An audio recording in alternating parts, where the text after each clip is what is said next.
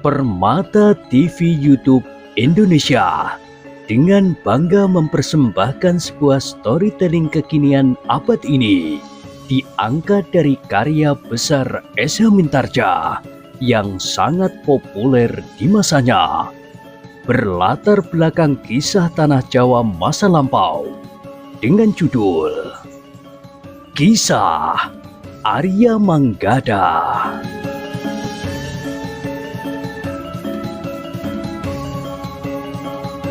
Pada kesempatan yang sangat baik ini, kita masuk pada episode yang ke-139. Selamat menikmati.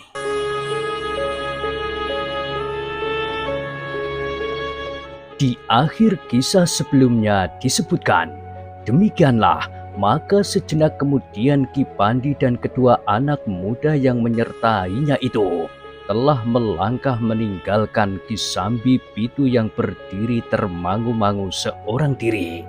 Namun Ki Sambi Pitu itu pun segera melangkah pergi, kembali pulang ke rumahnya. Nampaknya orang bongkok itu masih saja tidak membuat tempat tinggal yang tetap menjelang hari-hari tuanya. Berkata Ki Sambi Pitu kepada dirinya sendiri, tetapi kemudian ia berkata pula, meskipun demikian, ia dapat meletakkan masa depannya pada kedua anak muda yang dibawanya. Nampaknya keduanya adalah anak-anak baik, kokoh dan cerdas. Tetapi aku tidak dapat merasa iri akan keberuntungannya itu. Sambil menundukkan kepalanya, Ki Sambi Pitu itu pun melangkah menyusuri Bulak Parapat kembali ke Padukuhan. Dalam perjalanan itu, ia merasakan bahwa tubuhnya menjadi sangat letih. Kekuatan dan tenaganya memang serasa terkuras dalam perang tanding melawan Ki Lemah Teles. Perang tanding yang tidak ada artinya sama sekali, baik bagi dirinya sendiri, apalagi bagi orang banyak. Seperti yang dikatakan Ki Bongkok, desis Ki Sambi Pitu, jika perang tanding itu diteruskan dan kami berdua atau salah seorang di antara kami mati, maka kematian itu adalah sia-sia.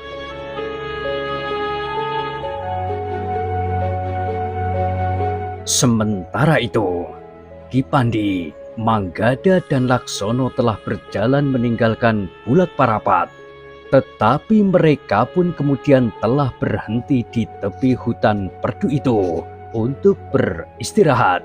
Meskipun mereka tidak terlibat sama sekali dalam perang tanding itu, tetapi ketegangan selama mereka mengikuti peristiwa di Bulak Parapat itu membuat mereka menjadi letih.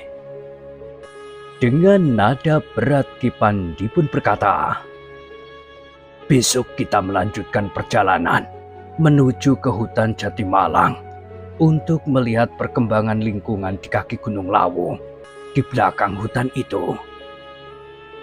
Apakah kita akan singgah di rumah Ki Ajar Panguan? Bertanya Laksono. Iya, jawab Ki Pandi dengan serta-merta. Aku pernah tinggal bersamanya untuk ikut membayangi padepokan Panembahan Lebdogati itu. Tetapi, apakah Ki Ajar masih berada di tempat yang dahulu? Bertanya Laksono pula. Mudah-mudahan Ki Ajar Panguan masih tinggal di gubuknya itu. Nampaknya ia sudah kerasan tinggal di sana. Jawab Ki Pandi. Di dini hari, ketika orang itu sudah bersiap, mereka mencuci muka di sebuah sungai kecil yang mengalir di pinggir hutan perdu itu. Agaknya Laksono merasa malas untuk berburu binatang. Dengan nada berat ia berkata, kita cari makan di kedai saja nanti. Ki Pandi tertawa. Katanya, berburu di kedai agaknya lebih mudah daripada berburu di padang perdu ini. Bukankah kita mempunyai senjata yang baik untuk berburu di kedai. Manggada pun tertawa pula, tetapi ia pun berkata, "Baiklah, kami akan mengikuti saja apa yang kau inginkan." Laksono ternyata tertawa paling keras, namun di hutan perdu itu tidak seorang pun akan mendengarnya.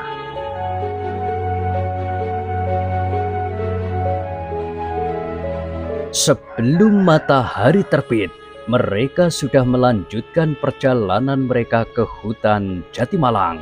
Mereka menyusuri jalan yang langsung menuju ke hutan itu. Ketika matahari terbit, mereka sudah semakin jauh dari Bulak Parapat. Mereka melintasi padukuhan dan bulak-bulak persawahan. Langit nampak bersih kebiru-biruan. Jalan-jalan mulai ramai dilalui orang yang akan pergi ke pasar dan yang akan pergi ke sawah. Ki Pandi, Manggada dan Laksono yang berjalan di antara orang yang mengalir itu menduga bahwa mereka akan segera sampai ke pasar. Ternyata dugaan mereka benar. Beberapa saat kemudian, mereka memasuki lingkungan yang terasa semakin ramai. Manggada dan Laksono mencoba mengingat-ingat apakah mereka pernah melewati pasar itu sebelumnya. "Belum," desis Manggada. "Kita belum pernah melewati jalan ini." Laksono mengangguk-angguk. Katanya, "Iya, agaknya memang belum."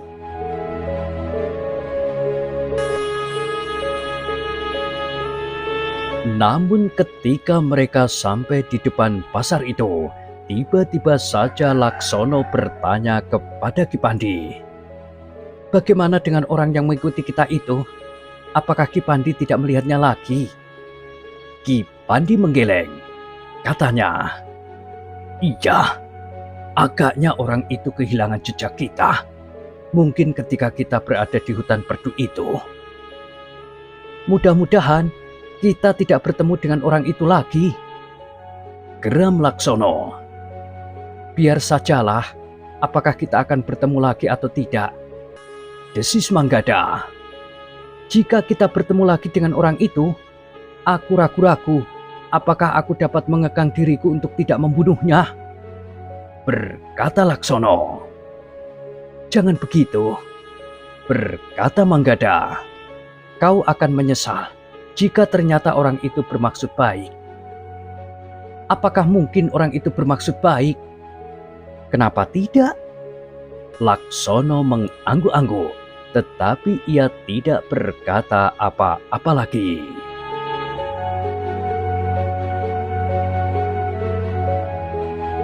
Demikianlah mereka berjalan terus. Pasar yang berada di tempat yang cukup luas di pinggir jalan itu adalah pasar yang cukup ramai. Di sebelah pasar itu terdapat pemberhentian pedati dan di sebelahnya lagi sebuah tempat yang terbiasa untuk menginap para pedagang dan sais pedati yang datang dari tempat yang agak jauh. Ternyata Manggada dan Laksono tertarik untuk melihat-lihat isi pasar itu, sementara Ki Pandi pun tidak berkeberatan.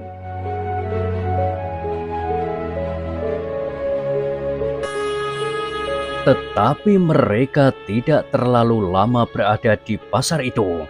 Tidak ada benda-benda yang khusus yang tidak terdapat di tempat lain. Karena itu, maka ketika orang itu pun segera keluar lagi dari pasar itu untuk melanjutkan perjalanan. Jalan yang kemudian mereka lalui adalah jalan yang lurus menuju ke lereng Gunung Lawu. Tetapi Ki Pandi berkata, "Jika kita menempuh jalan ini, maka kita tidak akan mendekati lereng Gunung Lawu lewat hutan Jatimalang." "Jadi," bertanya Laksono, "apakah kita akan menempuh jalan lain?" "Sementara kita dapat mengikuti jalan lain, tetapi kita akan berbelok ke kiri. dan menyusuri jalan yang lebih kecil yang menuju ke Jatimalang. Meskipun kita masih harus beberapa kali berbelok untuk sampai ke jalan yang pernah kalian lalui. Manggada dan Laksono mengangguk-angguk. Ki Pandi tentu mengenal jalan di sekitar hutan Jatimalang dengan baik.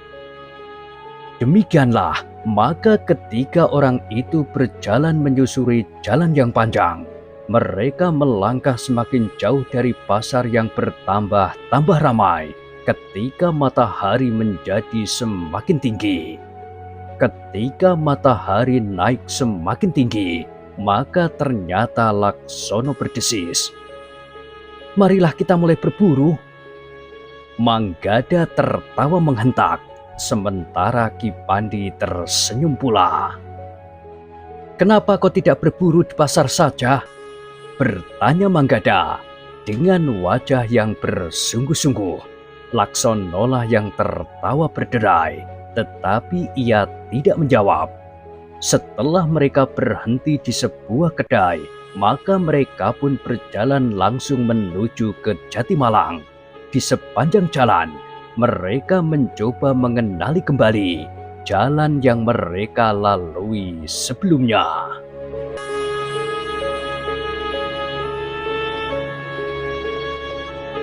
"Memang sudah berubah," berkata Ki Pandi ketika melihat Manggada dan Laksono sekali-sekali menjadi bingung. Manggada dan Laksono mengangguk-angguk.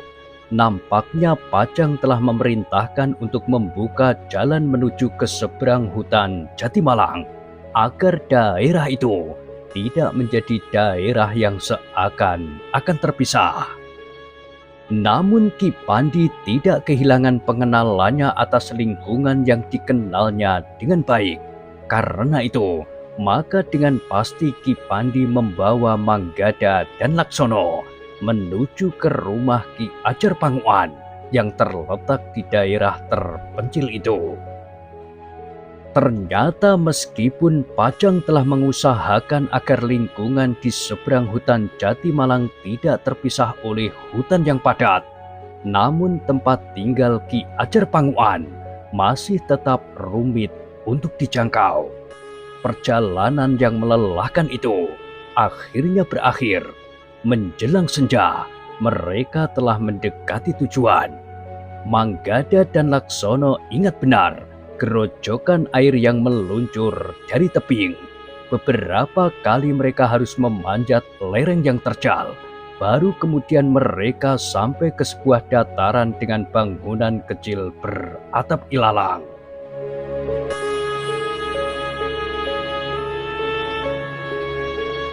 Dalam keremangan senja, mereka melihat rumah itu masih berdiri di tempatnya. Pintu sudah tertutup pula, namun ketiganya menarik nafas panjang ketika mereka melihat sinar lampu minyak yang memancar dari ruang dalam rumah kecil itu. "Ki Ajar Panguan masih tinggal di rumah itu," desis Manggada meskipun agak ragu-ragu. "Siapa tahu kalau orang lain yang menempatinya sekarang," sahut Laksono. "Tentu tidak, tempat ini sangat terpencil." Keduanya terdiam ketika mereka menjadi semakin dekat. Bahkan Ki Pandi pun nampak sedikit ragu untuk dengan serta-merta mengetuk pintu.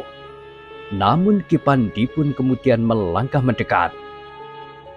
Perlahan-lahan, Ki Pandi mengetuk pintu yang sudah tertutup rapat itu.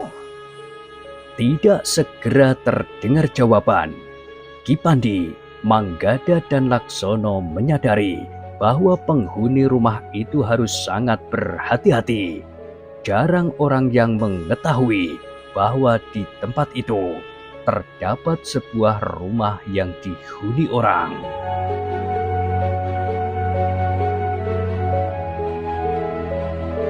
Sejenak ketiga orang itu menunggu, tetapi tidak terdengar jawaban atau langkah kaki atau tanda-tanda bahwa rumah itu dihuni kecuali nyala lampu minyak di dalam. Ki Pandi pun kemudian telah mengetuk pintu itu sekali lagi. Tetapi Ki Pandi itu tiba-tiba telah berbalik. Ia mendengar langkah lembut, tetapi tidak di dalam rumah. Manggada dan Laksono terkejut melihat sikap Ki Pandi, karena mereka tidak mendengar desir kaki, justru di sebelah rumah, di bayangan kegelapan.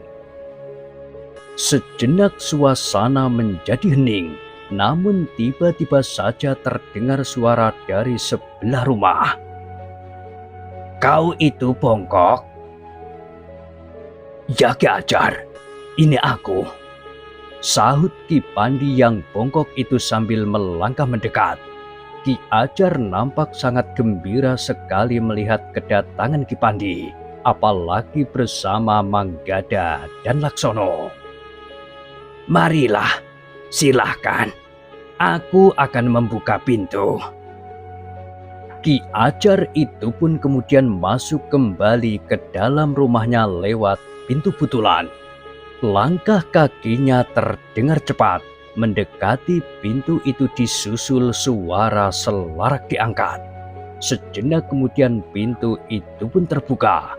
Ki Ajar Panguan mempersilahkan Ki Pandi, Manggada dan Laksono untuk masuk ke ruang dalam.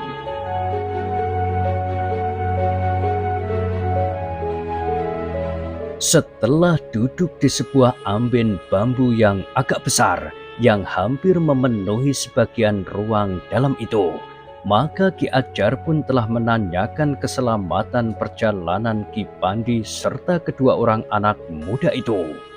Demikian pula Ki Pandi. Namun dalam pada itu, Ki Pandi nampak agak gelisah. Ia telah mendengar tarikan nafas seseorang di rumah itu. Tetapi Ki Pandi tidak segera menanyakannya. Namun agaknya Ki Ajar Panguan dapat membaca perasaan Ki Pandi.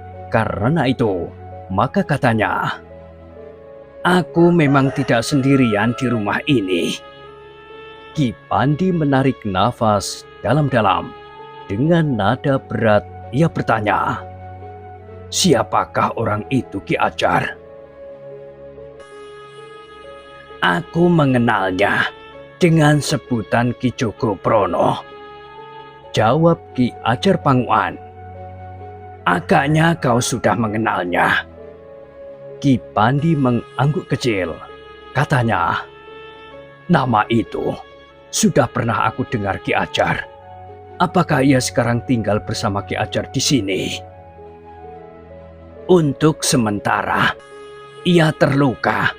Meskipun tidak terluka parah, lukanya sudah berangsur baik. Mudah-mudahan dalam beberapa hari lagi, ia sudah benar-benar sembuh." "Kenapa orang itu terluka Ki Ajar?" bertanya Ki Pandi.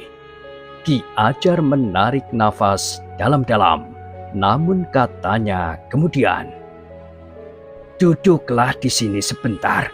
Aku akan membuat minuman panas bagi tamu-tamuku." "Tidak usah," berkata Ki Pandi. "Biarlah kami merebus sendiri minuman kami. Bukankah sudah terbiasa bagiku untuk membuat minuman? Tetapi sekarang kau dan kedua anak muda itu adalah tamu-tamuku," berkata Ki Ajar kemudian. Namun Ki Pandi berkata, "Sudahlah Ki Ajar. Ki Ajar jangan menjadi terganggu oleh kehadiranku sekarang." Ki Ajar Panguan tidak memaksa. Katanya kemudian, "Baiklah, jika itu yang kalian kehendaki. Bukan aku yang tidak ingin menghargai tamu-tamuku. Kami sama sekali bukan tamu di sini," sahut Ki Pandi.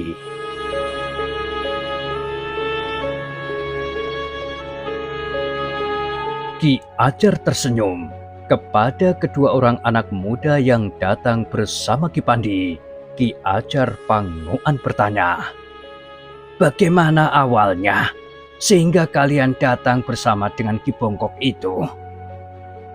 Manggada dan Laksono saling berpandangan sejenak.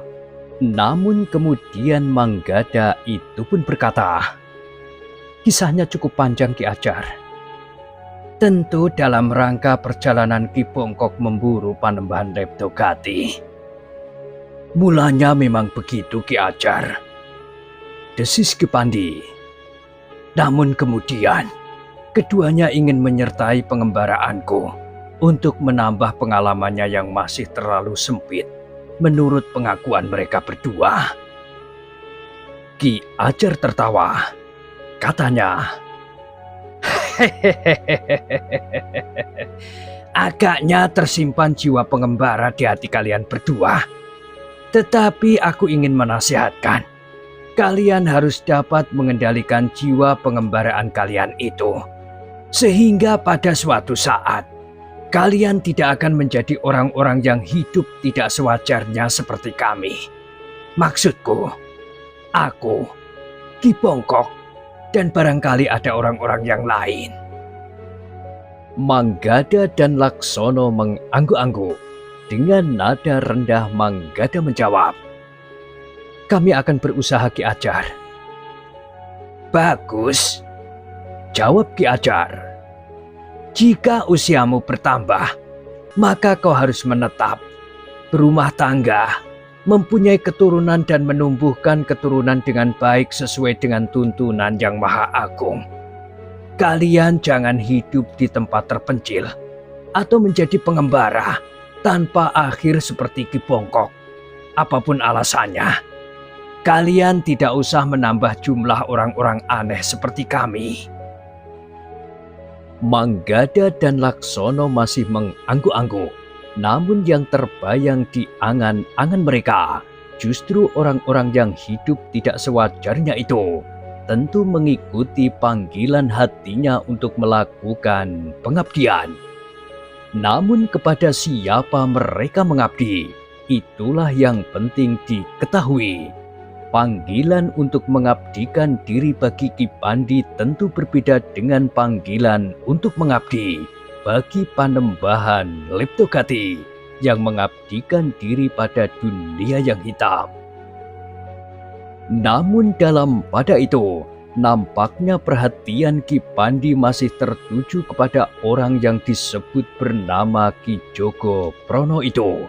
Sekali-sekali, bahkan ia berpaling ke sentong sebelah kiri yang pintu lereknya tertutup hampir rapat.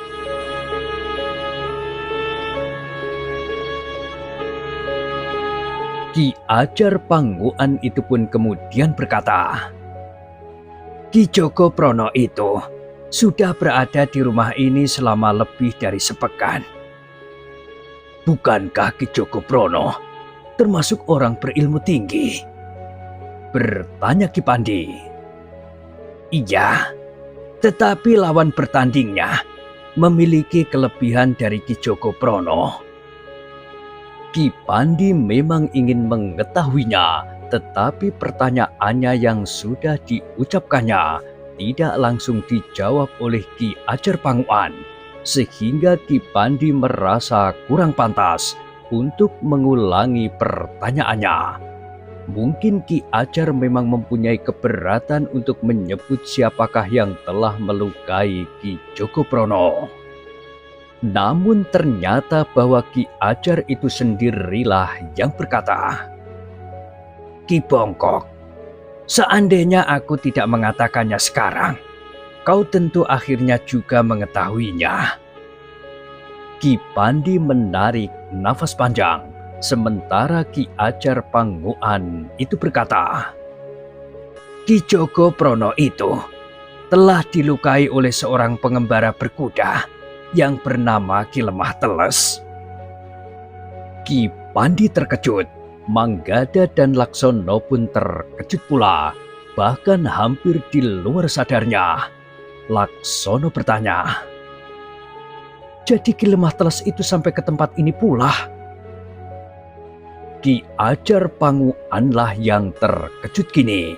Dengan dahi yang berkerut, ia bertanya, "Kau mengenal Ki Lemah Teles?" Ki Pandilah yang kemudian menyahut, "Secara kebetulan, Keduanya mengenal Ki Lemah Teles dan Ki Sambi Pitu, Ki Ajar. Kau memperkenalkan kedua anak muda ini kepada mereka?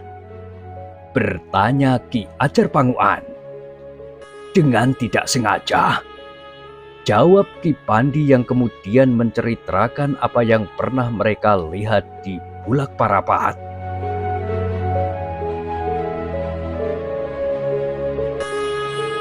Ki Ajar Panguan mengangguk-angguk. Katanya, jika demikian, Ki Lemah Teles itu sudah dihinggapi penyakit yang sangat berbahaya. Bukan saja buat dirinya sendiri, tetapi juga bagi orang lain yang pernah mempunyai persoalan dengan dirinya. Ki Pandi mengangguk-angguk. Dengan ragu-ragu ia bertanya, apakah Ki Lemah Teles juga mengungkit persoalan yang sudah lama sehingga ia harus bertanding dengan Ki Jogoprono? Iya, persoalan yang sebenarnya tidak perlu diungkit lagi sekarang ini setelah cukup lama berlalu. Apalagi persoalannya bukan persoalan yang pantas untuk diselesaikan dengan perang tanding. Ki Pandi mengangguk-angguk. Katanya kemudian, Ki Sambi Pitu memiliki ilmu yang setidak-tidaknya seimbang dengan Ki Lemah Teles. Tetapi justru karena itu, hampir saja kedua-duanya mengalami kesulitan. Sedangkan persoalannya juga bukan persoalan yang mendasar, yang pantas diselesaikan dengan perang tanding, sebagaimana aku ceritakan.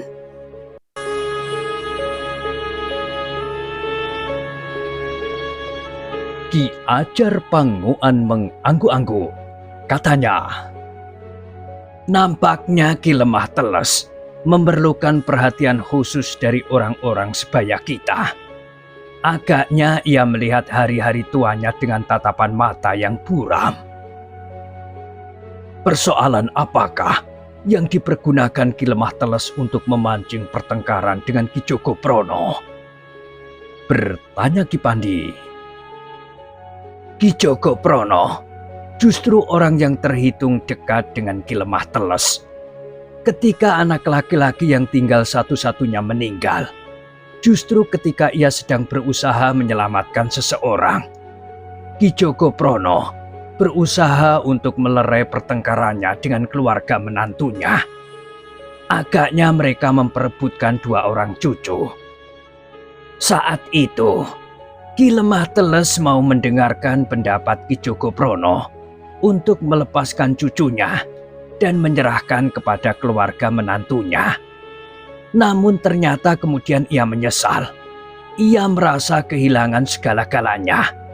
Pada usia yang semakin tua, Ki Lemah Teles menyesali keputusan itu dan menganggap Ki Jogoprono lah yang bersalah.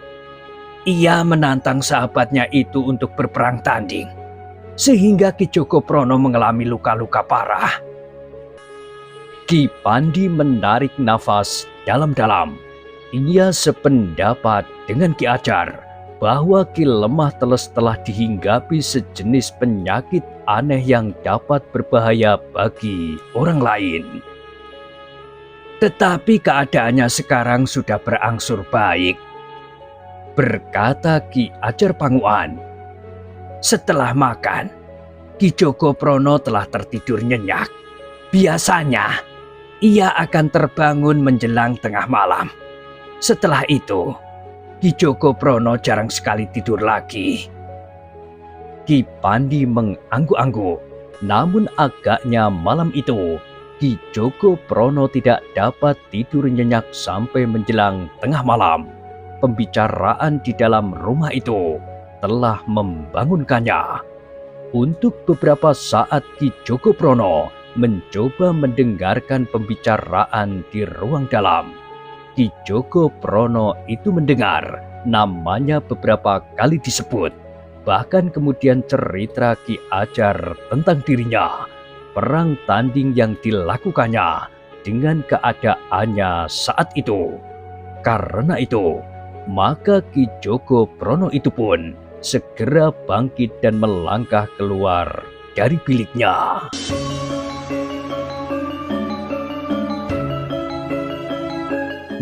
Nah, bagaimanakah kisah selanjutnya? Silahkan ikuti terus kisah Arya Manggada pada kesempatan berikutnya. Sampai jumpa.